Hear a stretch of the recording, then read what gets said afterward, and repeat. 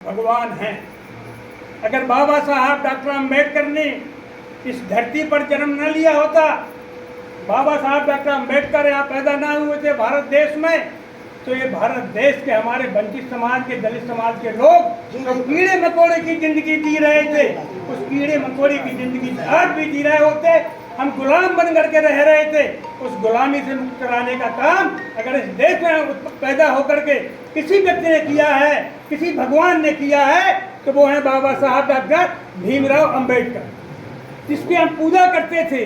जिन भगवानों को हमारे लोग, हमारे पूर्वज मानते रहे, उन भगवानों ने हमको कुछ नहीं दिया, बल्कि कीड़े मकोड़े की जिंदगी जीने के लिए बाध्य कर दिया था। लेकिन बाहर भगवान बुद्ध की कृपा से बाबा साहब ऐसे लोग हमारी धरती पर पैदा हुए और उन्होंने हम लोगों की दशा और दिशा और किस्मत को बदलने का काम किसी ने किया है तो बाबा साहब डॉक्टर अम्बेडकर ने। अगर बाबा साहब डॉक्टर अम्बेडकर ने इस धरती पे आकर के संवैधानिक अधिकार हमको आपको नहीं दिलाए होते, संविधान द्वारा अधिकार हमको नहीं दिया होते, आज वोट का अधिकार हमको ना दिया होता, तो क्या इस सूबे की मुख्यमंत्री, आपकी समाज की लड़की मुख्यमंत्री बन सकती थी? नहीं बन सकती थी, क्योंकि इस देश के लोग जो मनुवादी विचारधारा के लोग रहे हैं, वो कभी नहीं चाहते थे कि दलित समाज के लोग इस देश के शासक रहें या इस देश में सत्ता पर आए, क्योंकि वो तो हमको शिक्षा ही नहीं देना चाहते थे। बाबा साहब डॉक्टर अम्बेडकर से पहले और इस देश की आज़ादी से पहले का इतिहास अगर आप देखें समझें, तो 1947 से पहले हमारे देश के लोगों को शिक्षा का अधिकार नहीं था, बोलने का अधिकार नहीं था, हम अच्छे कपड़े नहीं पहन सकते।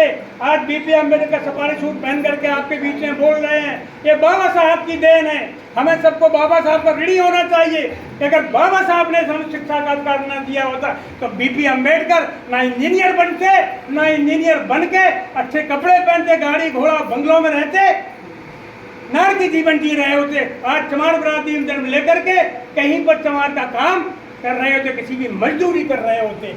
लेकिन बाबा साहब ने आज इस काबिल बना दिया, इस लायक बना दिया कि जो हमारे जिनके यहाँ हम मजदूरी करते थे, आज वो हमारे यहाँ मजदूरी करने के लिए बात है। ये बाबा साहब डॉक्टर अम्बेडकर की देन है। और बाबा साहब से ही प्रेरणा लेकर के मानवर कांशीराम साहब जो सरकारी नौकरी करते थे, एक बड़े अधिकारी थे, वैज्ञानिक थे, लेकिन उन्होंने जब देखा, बाबा साहब के इतिहास को पढ़ा और इतिहास को पढ़ करके उन्होंने देखा, अरे बाबा साहब डॉक्टर अम्बेडकर उस काल में अकेले थे जब इस देश में छुआछूत, जातिवाद, वर्गवाद और धर्मवाद हावी था।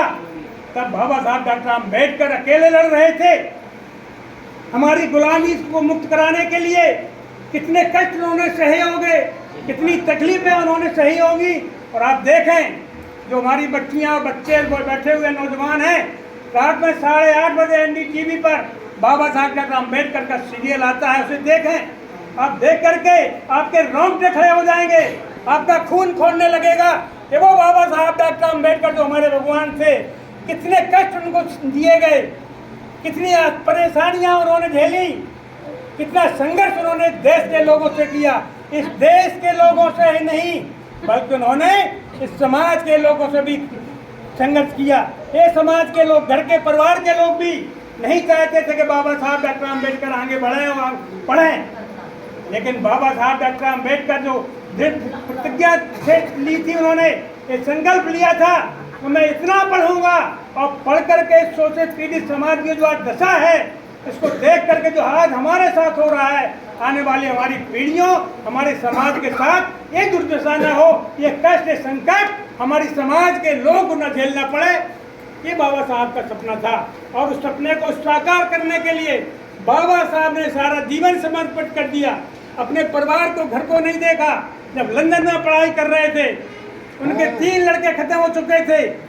लोगों ने उनसे कहा था कि बाबा साहब डॉक्टर अम्बेडकर, आपके बच्चे खत्म हो चुके हैं, आप भारत देश लौट जाइए। बाबा साहब डॉक्टर अम्बेडकर ने कहा था, मेरे 3 बच्चे नहीं, ये सारा भारत देश हमारा है और भारत देश में रहने वाले सारे लोग हमारे परिवार, हमारे बच्चों की तरह है। पहले मैं उन 3 बच्चों की परवाह नहीं करूंगा, उन लोगों की परवाह करूंगा जो करोड़ों लोग असहाय हैं। परेशानी जितनी भी दी गए हैं उनके लिए मैं काम करूंगा। और बाबा साहब डॉक्टर अम्बेडकर ने त्याग करके इस देश में नहीं आए, तो ये त्याग था बाबा साहब का। इसकी सुख सुविधाएं आज हम और आप भोग रहे हैं, लेकिन हम भूल गए कि बाबा साहब के हम लोग ऋणी हैं। बाबा साहब ने कहा था, जहाँ भी बाबा साहब की अगर प्रतिमा लगी हो आप देखें तो बाबा साहब ये इशारा कर रहे थे। इसका इशारे का मतलब क्या था? बाबा साहब डॉक्टर अम्बेडकर ने कहा था कि मेरे अनुयायियों, मेरे समाज के लोगों, जब तक आप दिल्ली की कुर्सी पर, प्रदेशों की कुर्सी पर शासन नहीं करेंगे, आप इस देश के शासक नहीं बनेंगे, तब तक आप अपने लोगों का ईमानदारी के साथ भला नहीं कर सकते हैं, ईमानदारी के साथ भलाई नहीं कर सकते हैं। बाबा साहब ने कहा था कि मैं इस देश के लोगों को संविधान के माध्यम से सुख सुविधाएं तो दे रहा हूँ, लेकिन ये संविधान विश्व के लोग मानते हैं, भारत के छोड़ दीजिए, विश्व के लोग मानते हैं कि बाबा साहब डॉक्टर अम्बेडकर ने जो संविधान बनाया, विश्व के किसी भी देश में ऐसा संविधान नहीं है।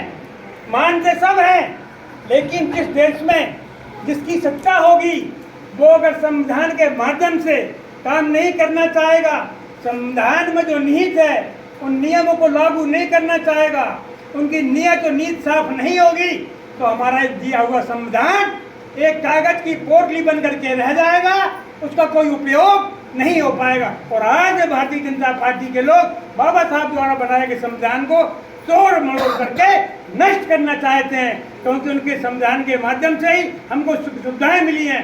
आज हम लोग उनके संविधान के माध्यम से ही पढ़ लिख करके तैयार हुए। हमारे लोगों का विकास आज जो हुआ है बाबा साहब के संविधान के बाद बदौलत हुआ है। बाबा साहब डॉक्टर अम्बेडकर ने अगर शिक्षा का अधिकार न दिया होता, शिक्षा के अधिकार के साथ साथ नौकरी में आरक्षण का अधिकार न दिया होता, तो आज हमारे लोगों को नौकरी नहीं मिली होती, और नौकरी नहीं मिली होती तो आज हमारा जो विकास हो रहा है वो हमारा आपका विकास नहीं हुआ होता। आज इस देश के लोगों के पेट में दर्द हो रहा है, तकलीफ हो रही है कि छोटे पीड़ित दलित समाज के लोग आज तरक्की कर चुके हैं, कलेक्टर बन रहे हैं, डीएम बन रहे हैं, कमिश्नर बन रहे हैं, एसपी बन रहे हैं, डीआईजी आईजी बन रहे हैं। उनको तकलीफ हो रही है क्योंकि वो नहीं चाहते हैं, आज भी नहीं चाहते हैं कि आप ऊंची कुर्सी पर बैठो, अच्छी कुर्सी पर बैठो। वो जानते हैं जब ये लोग शासक बन जाएंगे, बड़े बड़े अधिकारी बन जाएंगे, तो हमारी गुलामी कौन करेगा? उनको इस देश में गुलाम चाहिए। यही तो कारण था जब बाबा साहब डॉक्टर अम्बेडकर ने वोट का अधिकार मांगने की बात कही थी, तब इस देश के लोगों ने कहा था कि वोट का अधिकार उसी को मिलना चाहिए जो पढ़ा लिखा है, ग्रेजुएट है, मतलब बीए पास है, जिसके पास इतनी संपत्ति होनी चाहिए, उसको ही वोट का अधिकार मिलना चाहिए। दलित समाज के लोग ना तो पढ़े लिखे होते थे, ना बीए पास थे, और ना उनके पास धन और दौलत थी, गरीब थे, तो उनका वोट का अधिकार नहीं मिलता। तब बाबा साहब डॉक्टर अम्बेडकर ने लंदन में जाकर के कहा कि नहीं, इनकी बात को नहीं माना जाना चाहिए, आप सर्वे करा लीजिए और इस देश में देख लीजिए कि कितने लोग गरीब हैं, कितने लोग साथ अन्याय अत्याचार हो रहे हैं, कितने लोग पढ़े लिखे लोग हैं और किस समाज के लोग हैं।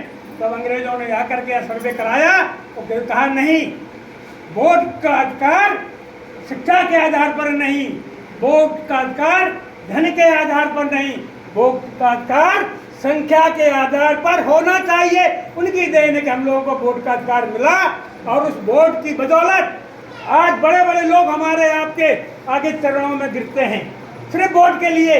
और उस वोट की बदौलत ही आज बहन कुमारी मायावती आपकी सूबे की मुख्यमंत्री 4 बार बनी, वोट के ही कारण। और वोट के वजह से हमें मान सम्मान मिल रहा है। तो मेरे मित्रों, ये वोट का अधिकार बाबा साहब डॉक्टर अम्बेडकर के माध्यम से मिला।